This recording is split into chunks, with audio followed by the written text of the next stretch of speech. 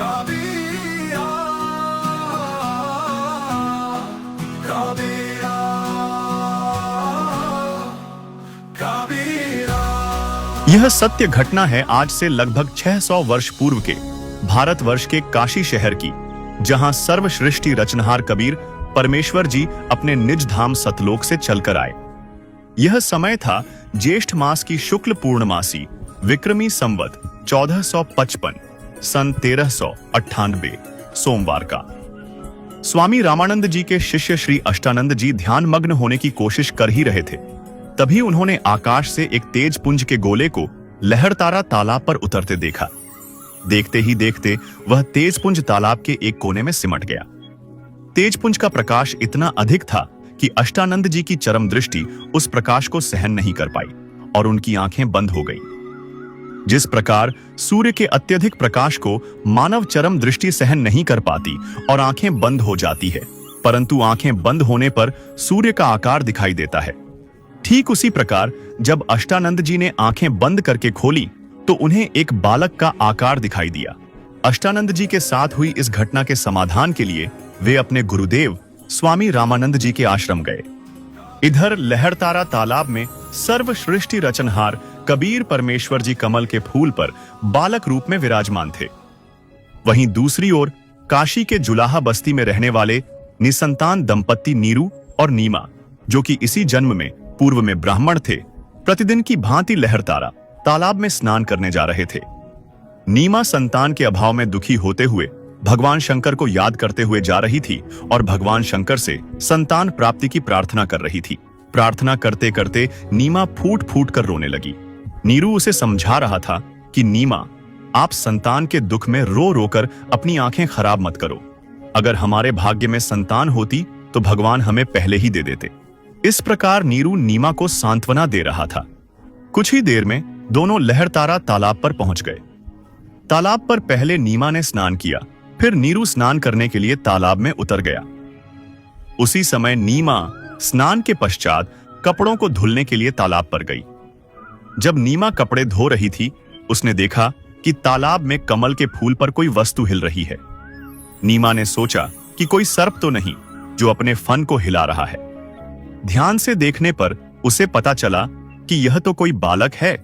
नीमा ने नीरू को बताया कि देखना जी, कमल के फूल पर बालक है, कमल के फूल पर बालक है। नीरू ने नीमा को डांटते हुए कहा कि तुम संतान के मोह में इतनी पागल हो गई हो कि अब तुम्हें कमल के फूल पर भी बालक दिखाई देने लगे। जब नीमा ने पुनः कसक के साथ कमल के फूल पर बालक होने की बात कही, तब नीरू ने देखा तो सच में उसने कमल के फूल पर बालक कबीर जी को देखा। नीरू ने फूल समेत बालक को उठाया और नीमा को दे दिया। नीमा कबीर परमेश्वर जी को गोद में लेकर अत्यंत प्रसन्न हुई। नीरू स्नान करने के बाद जब तालाब से बाहर आया तो उसने नीमा को बालक को वहीं छोड़ने को कहा। नीरू ने समझाया कि नगर के लोग उन पर शक करेंगे कि किसका बच्चा चुरा लाए और नगर से भी निकाल देंगे।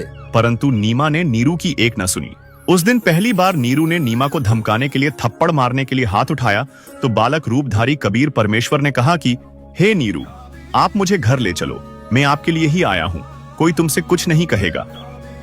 एक बालक के मुख से ये वचन सुनकर नीरू घबरा गया कि बच्चा कोई देव या सिद्ध या प्रेत है, कहीं ऐसा न हो कि यह मुझे शाप दे दे। इस डर से नीरू कुछ नहीं बोला और आगे आगे चल पड़ा।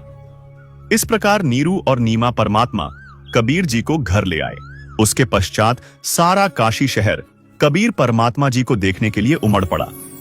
सारे नगर के महिला व पुरुष कबीर परमात्मा को देखने के लिए नीरू और नीमा के घर आए। इस प्रकार कबीर परमात्मा की परवरिश की लीला नीरू और नीमा के घर हुई। 10 वर्ष की आयु से ही परमात्मा कबीर जी ने ज्ञान में एक से एक विद्वानों के छक्के छुड़ा दिए।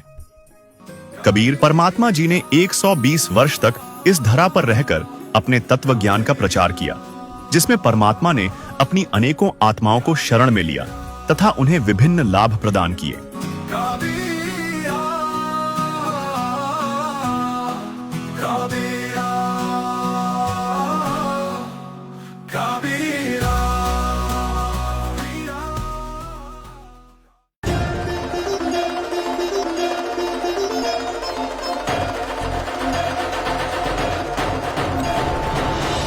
मेरा जन्म ना गर्भ बसेरा, बालक होए दिखलाया, काशी नगर जल कमल पर डेरा, तहाँ जुलाहे ने पाया। जगत गुरु तत्वदर्शी संत रामपाल जी महाराज जी के सानिध्य में परमेश्वर कबीर जी के प्रकट दिवस पर 9, 10 और 11 जून 2025 को नेपाल सहित भारत के 12 सतलोक आश्रमों में 3 दिवसीय महासमागम का आयोजन किया जा रहा है।